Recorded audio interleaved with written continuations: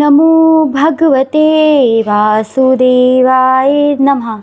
श्री राधे राधे। आप सभी का स्वागत है आपके अपने चैनल व्रत कथा में। तो पुण्य और वरदानों से भरे पावन पुरुषोत्तम मास के 6वें अध्याय में आप सभी का स्वागत है। सनातन धर्म में इस महीने को सर्वश्रेष्ठ क्यों माना गया है, इसका रहस्य आज के आध्यात्मिक में छिपा है। अधिक मास में किया गया हर छोटा सा सत्कर्म भी अनंत गुना फल देता है। लेकिन क्या आप जानते हैं इस दुर्लभ महीने की सबसे बड़ी महिमा क्या है? इस महीने में अगर आप सच्चे मन से केवल एक बार भी भगवान का नाम लेते हैं तो उसका फल साधारण नहीं बल्कि कई हजारों गुना फल होता है। यानी एक बार नारायण नाम आपके जन्मों जन्मों के पापों को मिटा देने वाली शक्ति रखता है। आखिर 6वें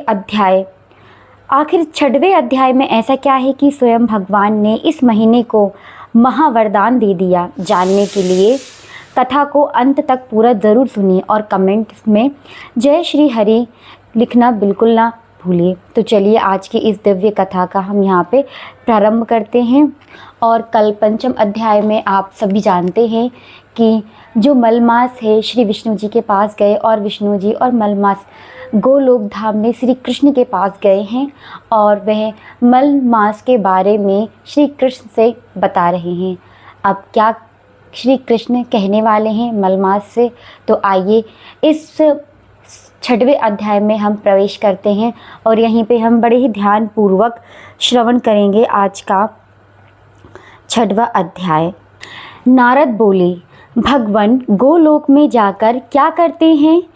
हे पाप रहित, मुझे श्रोता के ऊपर कृपा करके कहिए। श्री नारायण बोले, हे नारद, पाप रहित अधिक मास को लेकर भगवान विष्णु के गोलोक जाने पर जो घटना हुई वह हम तुमसे कहते हैं। सुनो। उस गोलोक के अंदर मणियों के खम्भों से सुशोभित सुंदर पुरुषोत्तम के धाम को दूर से भगवान विष्णु देखते हैं। उस धाम के तेज से बंद हुई नेत्र वाले विष्णु जी धीरे धीरे अपने नेत्रों को खोलते हैं।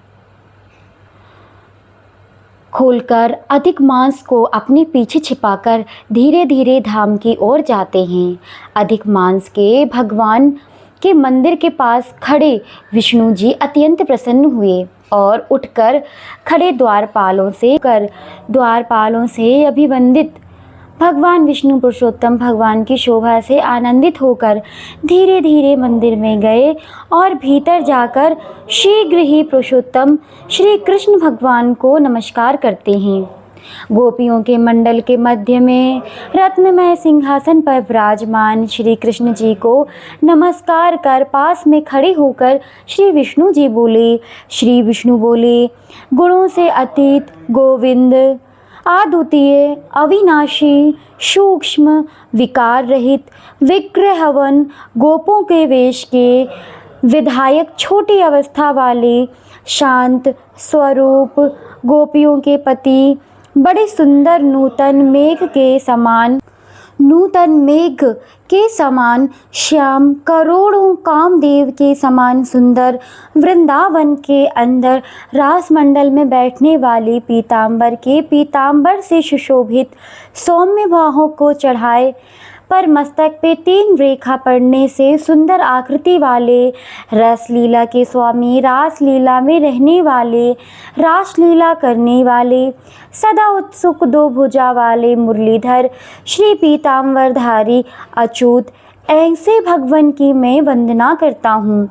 इस प्रकार स्तुति करके भगवान श्री कृष्ण को नमस्कार कर पार्षदों द्वारा सत्कृष विष्णु रत्न सिंह पर कृष्ण की आज्ञा से बैठे।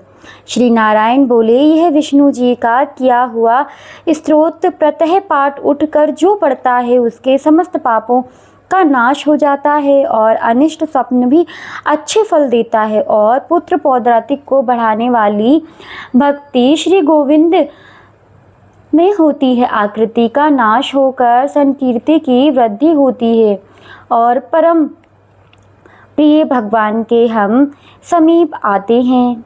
इसी के साथ भगवान विष्णु बैठ गए और कृष्ण जी के आगे कांपते हुए अधिक मांस को कृष्ण जी के चरण कमल में नमन करते हैं। तब श्री कृष्ण जी ने विष्णु जी से पूछा कि यह कौन सा कहाँ से आया है, क्यों रोता है? इस गोलोक धाम में तो कोई भी नहीं रोता है, कोई अभागी नहीं। इस गोलोक में रहने वाले तो सर्वदा आनंद में मग्न रहते हैं। ये लोग तो स्वप्न में भी दुष्ट वार्ता या दुख भरा समाचार सुनते ही नहीं। अतः हे विष्णु जी, यह क्यों काँप रहा है और आंखों में आंसू बहाता दुखित हमारे सम्मुख किस लिए खड़ा हुआ है? श्री नारायण बोले, नवीन मेघ के समान श्याम सुंदर गोलोक के नाथ का वचन सुन सिंहासन पर उठकर महाविष्णु मलमास की संपूर्ण दुख कथा कहते हुए बोले। श्री विष्णु बोले, हे वृंदावन की शोभा के नाथ, हे श्री कृष्ण, हे मुरली मनोहर, इस अधिक मांस के दुख को आपके सामने कहता हूँ, आप सुने। इसके दुख होने के कारण ही स्वामी रहित अधिक मांस को लेकर मैं आपकी शरण में आया हूँ।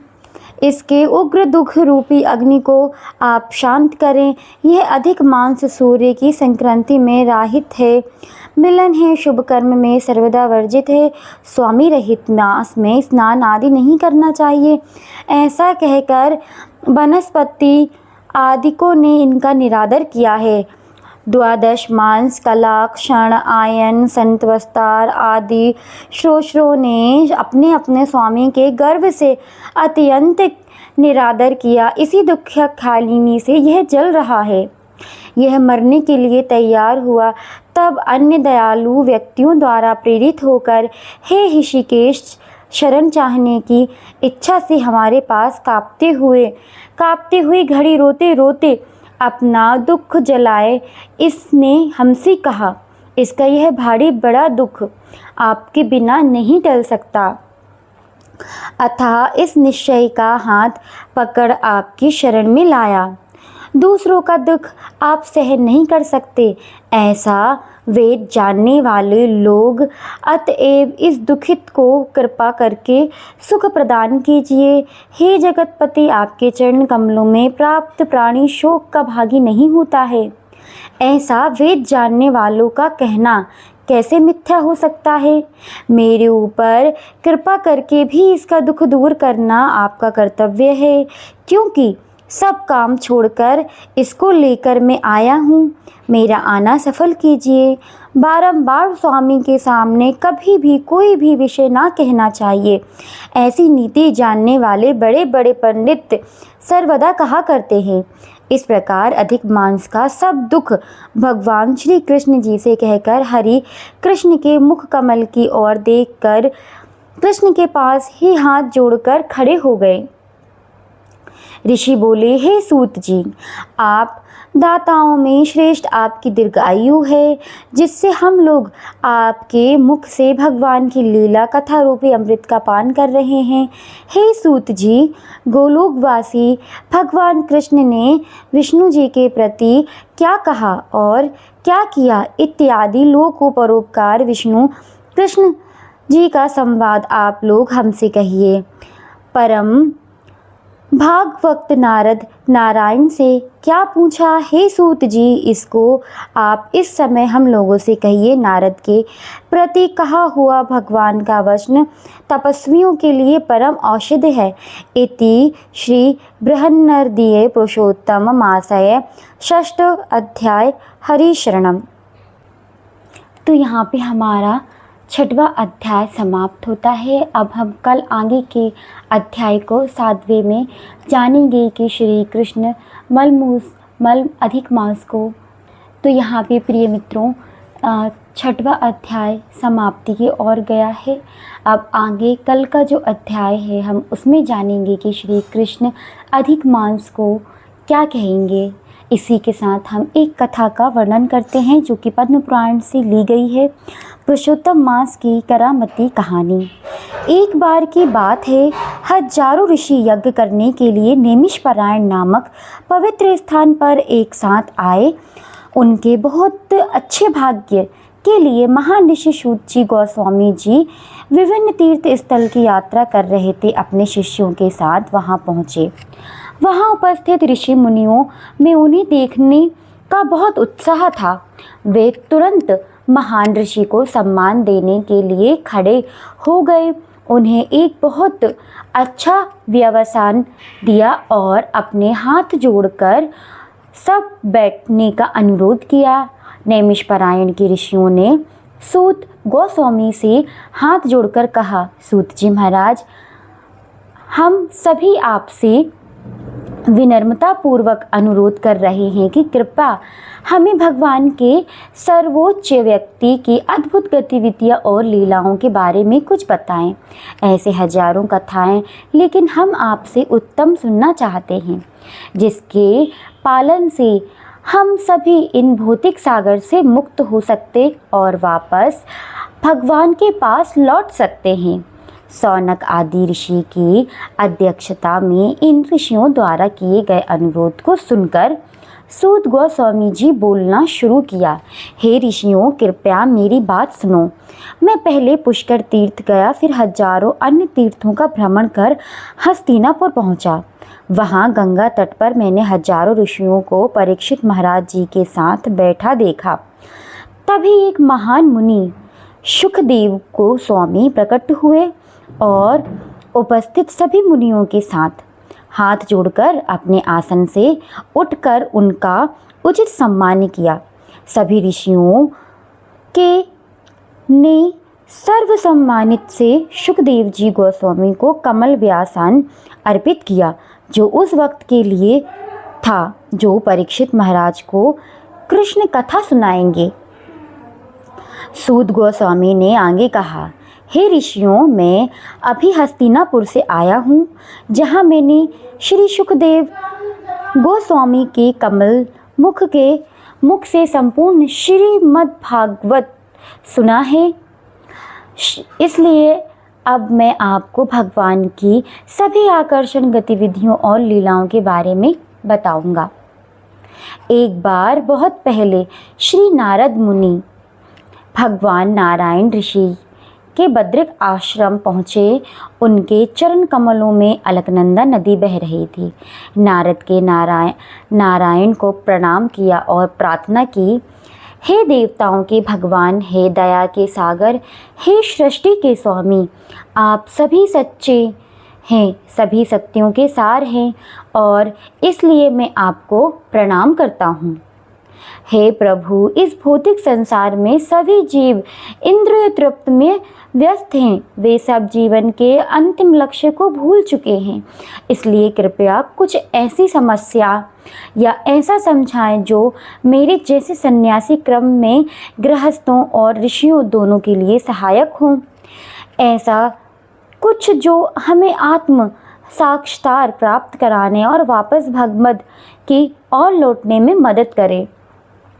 श्री नारद जी के मधुर वचनों को सुनकर भगवान नारायण मुस्कुराए। उन्होंने कहा, हे नारद, कृष्ण परम पुरुषोत्तम भगवान श्री कृष्ण की परम पवित्र लीलाओं के बारे में कथा सुने, क्योंकि वे सभी पाप पुण्य प्रतिक्रियाओं को कम कर देंगे।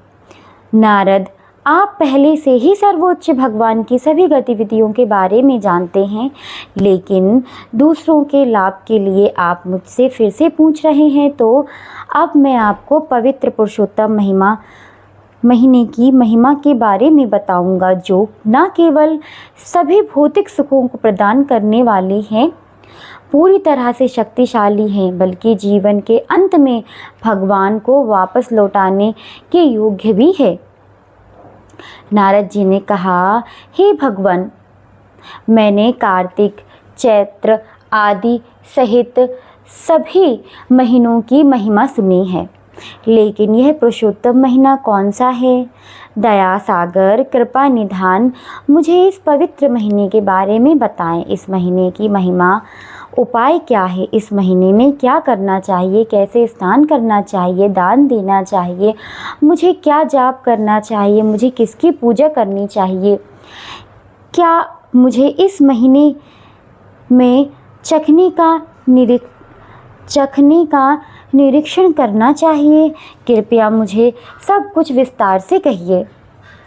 सूत जी, गोस्वामी जी ने कहा, हे ऋषि नारद, इन सभी प्रश्नों को सुनकर भगवान नारायण अपने चंद्रमा के समान कमल मुख से बोले, नारद, मैं आपको कुछ ऐसा बताने जा रहा हूँ जो पहले भगवान श्री कृष्ण ने महाराज युधिष्ठिर जी को समझाया था। एक बार युधिष्ठिर महाराज जी ने एक जुए के मैच में अपना सब कुछ खो दिया। उनका साम्राज्य, उनका महल, यहाँ तक कि उनकी पवित्र पत्नी द्रौपदी दुर्योधन से।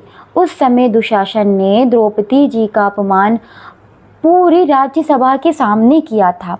लेकिन जब दुशासन ने द्रौपदी को निर्वस्त्र करने का प्रयास किया तो उसे भगवान श्री कृष्ण ने ऐसी स्थिति से बचा लिया। इस घटना के बाद युधिष्ठिर महाराज अपने भाइयों पत्नियों के साथ अपना राज्य छोड़कर काम्यान वन में रहने लगे। एक बार देवकी के पुत्र श्री कृष्ण उस वन में पांडवों के पास गए। द्रौपदी सहित सभी पांडवों अपने भगवान को देखकर बहुत खुश हुए और वे अपने दर्दनाक वन जीवन को तुरंत भूल गए। कृष्ण के दर्शन मात्र से ही वे एक नए जीवन में समृद्ध महसूस करने लगे।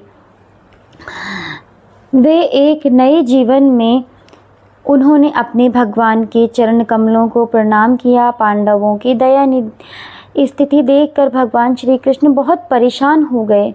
साथ ही वे दुर्योधन पर बहुत क्रोधित हुए। ऐसा प्रतीत हुआ मानो भगवान पूरे ब्रह्मांड को नष्ट करने जा रहे हों और इसलिए पांडव भयभीत हो गए और सभी विनम्र भाव से भगवान से प्रार्थना करने लगे।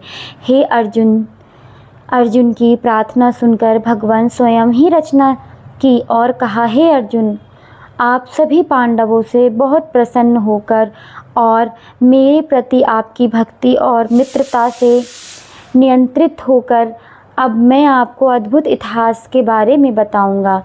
पुरुषोत्तम मास, हे अर्जुन, एक बार की बात है, प्रोविडिस्ट की व्यवस्था से इस दुनिया में एक अतिरिक्त महीना आया। एक दिन